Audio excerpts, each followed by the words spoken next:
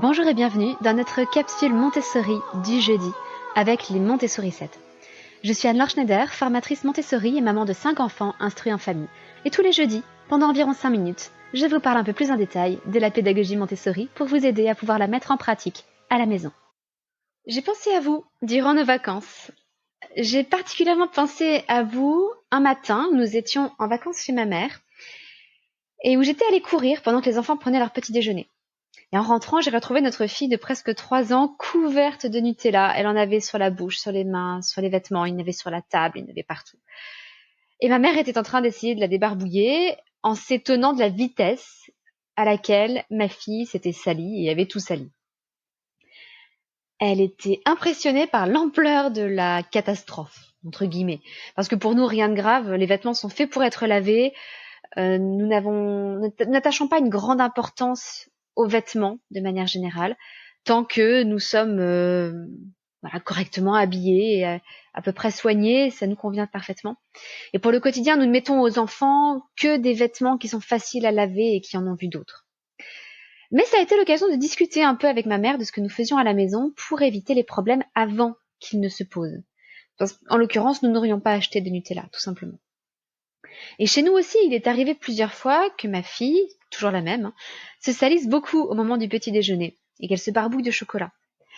Parce qu'à l'époque, les enfants avaient entre autres à disposition pour le petit déjeuner du muesli au chocolat, qu'ils aimaient particulièrement.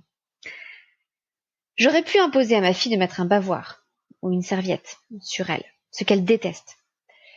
J'aurais pu rester à côté d'elle et bondir à chaque amorce de geste un peu maladroit, à chaque amorce de barbouillage de chocolat sur son visage. Mais franchement, j'avais mieux à faire de mes matinées. Ou bien passer un bon moment avec les enfants. Alors, nous ne prenons pas le petit déjeuner ensemble, parce que souvent je le prends avant eux. Ce qui me permet, moi, de travailler pendant leur petit déjeuner, ou de passer un moment privilégié avec l'un d'entre eux ou avec mon mari, puisqu'ils déjeunent à des horaires un petit peu décalés les uns et les autres. De manière générale, je préfère passer un moment détendu, pendant que mes enfants prennent leur petit déjeuner, plutôt que de stresser pour un motif aussi superficiel que du muesli au chocolat. Et la solution était toute simple. Les enfants aimaient tout autant le muesli aux fruits que le muesli au chocolat. J'ai donc arrêté d'acheter du muesli au chocolat, et puis c'est tout. Et il n'y avait plus de problème. Enfin, du moins, tout le monde était content et on évitait la principale cause de salissure du petit déjeuner. Alors je vous rassure, il y en a d'autres. Ma fille a régulièrement des taches de jus d'orange, des taches de beurre si elle fait des tartines, tout un tas de choses, mais généralement rien d'aussi catastrophique que le barbouillage de chocolat. Donc nous laissons passer. Et ça se passe bien.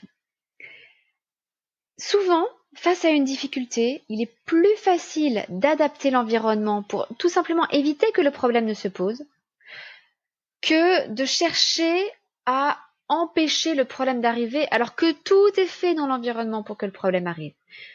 Si vous mettez une petite fille qui n'a même pas 3 ans et un pot de Nutella, vous savez ce qui va arriver. C'est comme un mauvais film, vous connaissez déjà la fin. Eh bien là, évitons au problème de survenir. L'idée va peut-être vous paraître d'une simplicité enfantine, mais est-ce que vous la mettez réellement en pratique ? Je vous invite à réfléchir quelques instants avec moi. Y a-t-il un problème récurrent chez vous ? Quelque chose que vous vivez quotidiennement ou au moins une fois par semaine, une source d'énervement, une source de fatigue, quelque chose d'embêtant. Est-ce que vous avez une idée ? Comment pourriez-vous modifier l'environnement pour que le problème ne se pose tout simplement plus ? Pourriez-vous faire un aménagement ? Pourriez-vous changer quelque chose pour supprimer le problème à la source ? C'est un principe au cœur de la pédagogie Montessori. On ne cherche pas à changer l'enfant, parce qu'on ne peut pas changer l'enfant de force. L'enfant n'est pas un petit objet en argile que l'on viendrait modeler avec les mains.